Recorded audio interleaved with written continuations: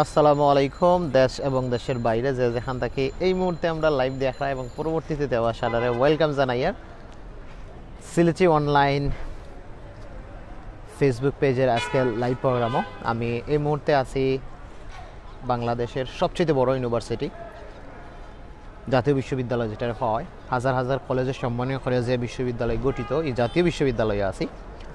আর জাতীয় বিশ্ববিদ্যালয় নিয়ে আজকে লাইভ করার একটা অন্যতম কারণ আমি আপনার মাঝে তুলিয়ে ধরব।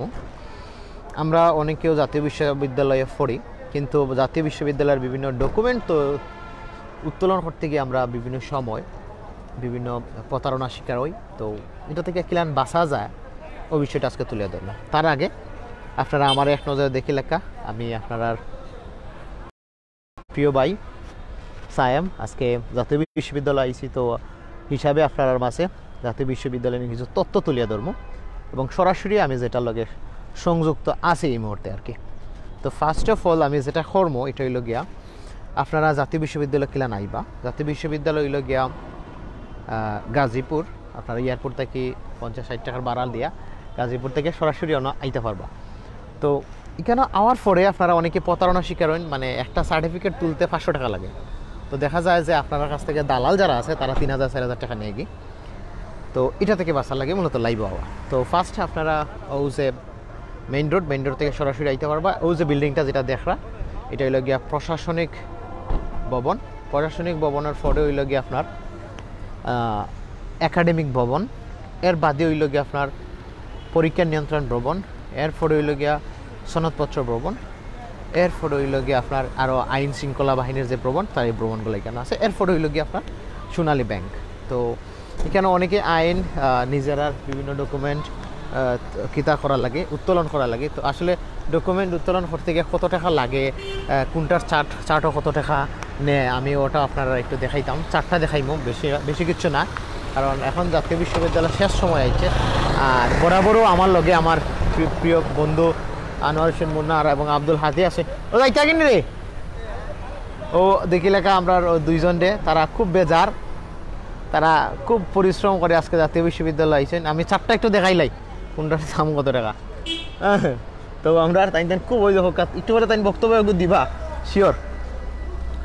তো ও যে ওয়ান স্টপ সেন্টার, এখান থেকে আপনারা সার্টিফিকেটগুলো সংগ্রহ করতে পারবা নির্ধারিত টাইমে। আর ওই দেখি লেখা জাতীয় বিশ্ববিদ্যালয় গাজীপুর পরীক্ষা বিভাগের বিভিন্ন ফি যে চার্ট, ও চার্ট ওটা দেওয়া আছে, কোনটা কত টাকা দিয়ে আপনারা নিতে পারবা এটা একবারে একুরেটভাবে তারা তুলিয়া ধরছেনি। কেন 2 নম্বরে করার কোনো লাইন নেই, কারণ নিজেরাই অনেক কিছু করতে পারবা।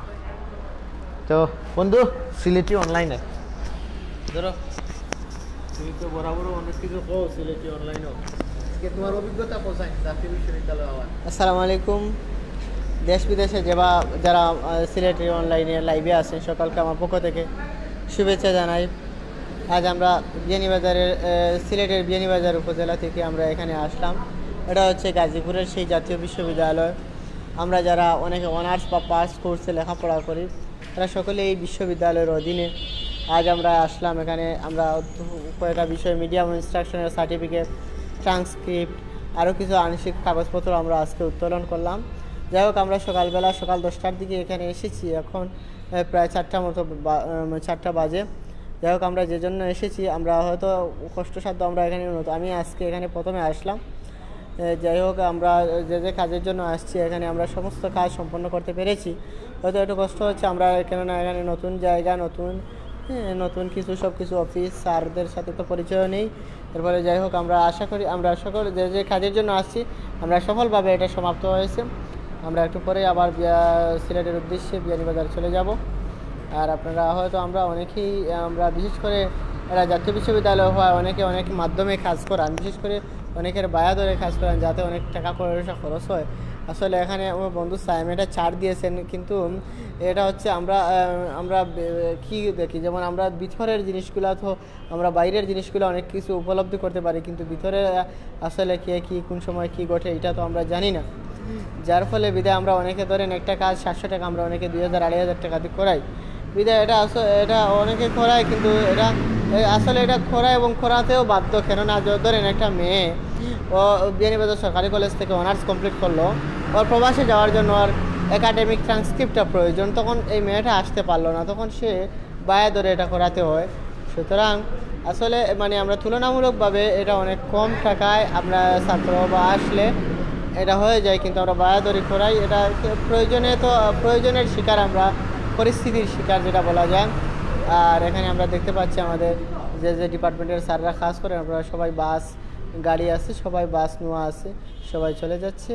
আর আমি আমার বক্তব্য এখানে বাড়াবো না। আমরা সকালবেলা আসছি, একদম সকালে ফ্লাইটে চলে আসছি, 8টার ফ্লাইটে 8:30 আমরা এখানে এসে পৌঁছেছি সিলেটে। এখান থেকে এয়ারপোর্ট থেকে এখানে আসতে আসতে প্রায় 10টা হয়ে গেছে। যাই হোক, আমরা এসেছি, যে জন্য আমাদের কাজটা সফলভাবে সম্পন্ন হয়েছে। আর আমি সবাইকে ধন্যবাদ জানিয়ে আমি আমার কথা এখানেই শেষ করলাম। সবাই ভালো থাকেন, আল্লাহ হাফিজ। চলো প্রিয় দর্শক, আসলে আমার প্রিয় বন্ধু আনোয়ার হোসেন মুন্না বরাবর আমার লগে থাকেন, আর স্পেশালি তাই সুন্দর বক্তব্য দিচ্ছেন। কারণ যে বিষয়টা তাই উল্লেখ করছেন যে আসলে সব কাজ তো নিজে থেকে করা যায় না, যে জিনিসটা বাহিরে দেওয়া থাকে একবারে জমকালো আয়োজনের ভিতরে গেলে আসলে এটা তেমন জমকালো থাকে না। আপনি আপনার নিজের গড়ের কথা যদি চিন্তা করেন তাহলে ডিফারেন্ট একটা কিছু দেখবা। কারণ কি তার লাগে আপনার গড়ের ভিতর বাহিরটা যেরকম আপনার চকচকা, ভিতরটা অনেক সময় চকচকা থাকে না, ফ্যামিলিগত দিক থেকে অনেক ধরনের প্রবলেম ক্রিয়েট হয়। ঠিক সেম টু সেম জাতীয় বিশ্ববিদ্যালয় এরকম একটা অবস্থা। কারণ দেখা গেল আপনার যে কাজটা আপনি 300 টাকাতে করাইতে পারবা, কিন্তু দেখা গেল আপনার সব তো এভরিথিং ঠিক আছে, বাট কোনো একটা ফল্ট ধরি আপনার আঠাই লিব। তো যদি আপনি বায়ার ধরিলেন তাহলে আর এই ফল্ট ধরতো না, আপনারা সহি সালামতে খুব সুন্দরভাবে আপনারা ডকুমেন্টগুলো দিলাইব।